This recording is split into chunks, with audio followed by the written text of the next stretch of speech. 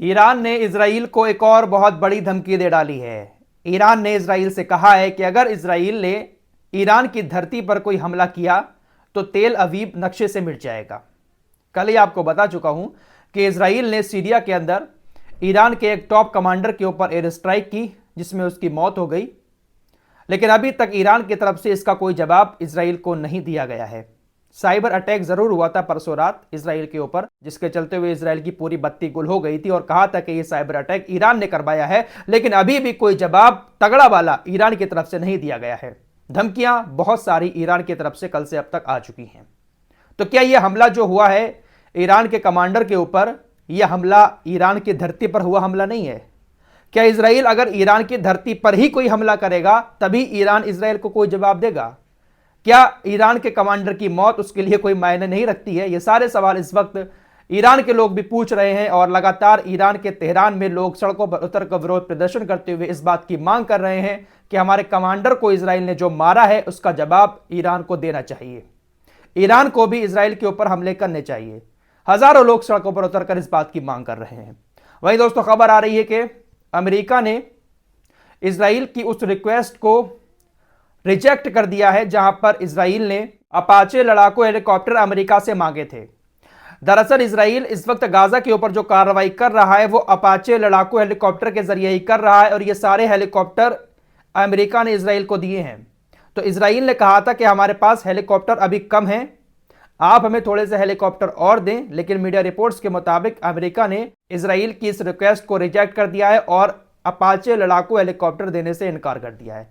क्या इस बात में सच्चाई है?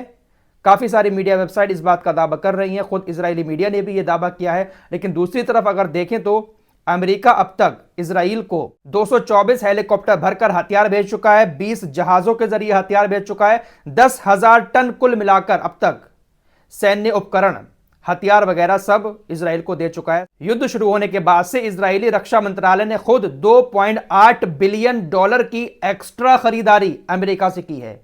तो अमेरिका ये जो मदद कर रहा है इजराइल की, मैं पहले भी कह चुका हूं, ये फ्री में नहीं कर रहा है, बहुत मोटा पैसा इजराइल से ले रहा है और उसके बाद ही इजराइल को हथियार दे रहा है।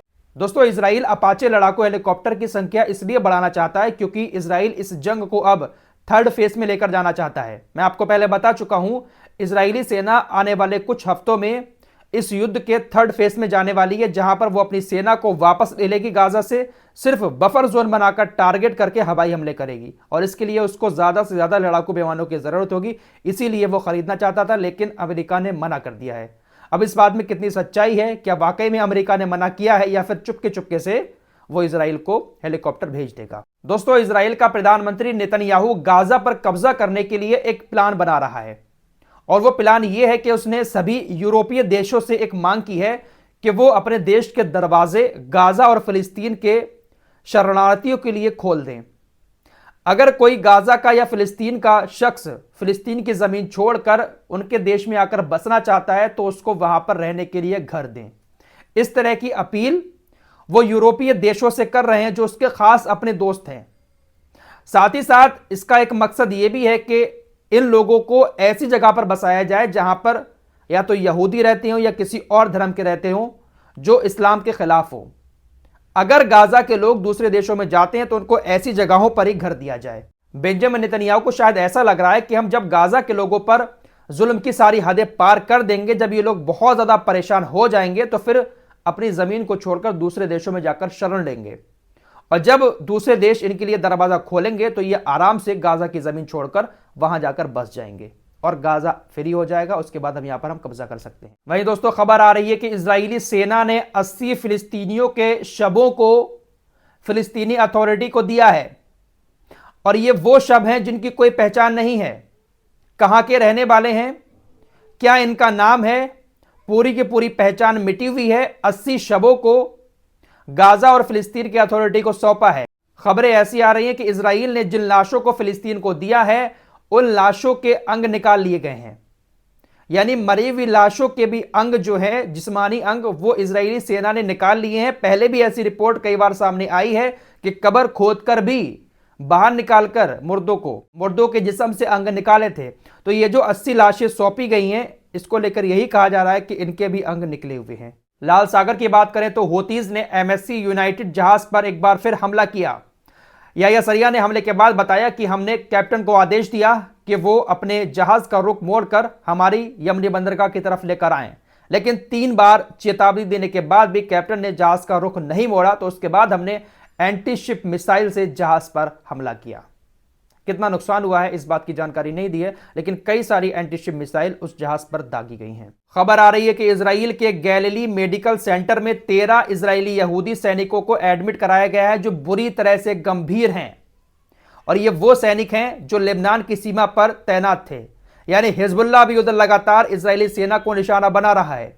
हिजबुल्लाह की तरफ से भी लगातार हमले जारी हैं, तभी तो ये 13 सैनिक लेबनान की सीमा पर घायल हुए हैं और इनको एडमिट कराया गया है। तो हिजबुल्लाह एक्टिव है लेबनान की सीमा पर। दोस्तों, अब आपके सामने गाजा की हाल ही की एक सैटेलाइट तस्वीर रखना चाहता हूं। यह तस्वीर आपकी स्क्रीन पर है। यहां पर ये जो लाल लाल दिखाई दे रहा है, ये वो एरिया है जिसको इजरायली सेना ने हवाई हमले करके पूरी तरह से नष्ट कर दिया है।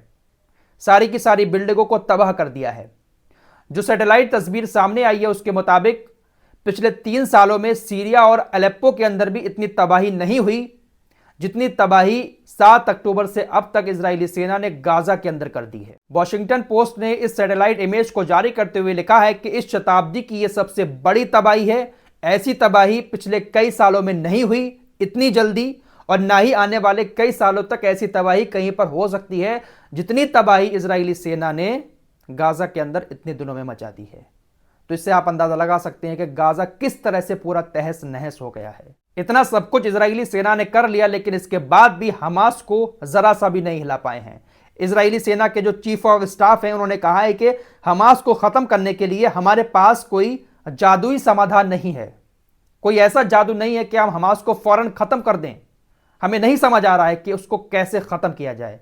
सारी रणनीति फेल हो चुकी है। वहीं नई दिल्ली के अंदर इजरायली एम्बेसी की बात करें तो कल शाम आपको खबर दी थी कि एक धमाके की खबर दिल्ली पुलिस को मिली कि इजरायली एम्बेसी के आसपास एक धमाका हुआ है। दिल्ली पुलिस कई सारी एजेंसीज के साथ वहां पर पहुंच जाती है। दिल्ली पुलिस ने फायर विभाग को भी साथ में ले लिया, जो बम निरोधक दस्ता होता है उसको भी साथ में लेकर गई। कई घंटों तक सर्च अभियान चला, लेकिन किसी तरह का कोई भी बम से जुड़ा हुआ सामान नहीं मिल पाया। साथ ही साथ आग लगने जैसी भी कोई चीज एम्बेसी के आसपास कहीं भी दिखाई नहीं थी। रिपोर्ट्स के मुताबिक यह बात सामने आ रही है कि एक चिट्ठी जरूर मिली है जिसमें इजरायली राजदूत के लिए कुछ गंदे शब्दों का इस्तेमाल किया गया है और ये चिट्ठी टाइप की हुई थी। साथ ही साथ एक खबर यह भी आ रही है कि 2 संदिग्धों को दिल्ली पुलिस ने हिरासत में लिया है। पूछताछ की जा रही है कि आखिर ये लोग वहां पर कैसे पहुंचे, जिसको एम्बेसी के पीछे देखा गया है। और ये धमाके की आवाज़ भी एम्बेसी के पीछे एक मैदान है वहीं से आई थी। अब इसके बाद इजराइल ने थोड़ी सी सिंपैथी पाने के लिए भी ये कह दिया है कि भाई ये आतंकी हमला हो सकता है, और भारत में आए अपने इजरायली नागरिकों के लिए भी एक चेतावनी जारी कर दी है कि आप अपनी पहचान छिपाकर ही कहीं जाएं। इजरायली दूतावास का कहना है कि यह आतंकी हमला हो सकता है, लेकिन दिल्ली पुलिस ने जो भी इन्वेस्टिगेशन अब तक की है उसमें किसी तरह का कोई भी सुराग नहीं मिला है। फिलहाल इस रिपोर्ट में इतना ही। मिलते हैं कुछ और खबरों के साथ, तब तक के लिए अपना ख्याल रखिए।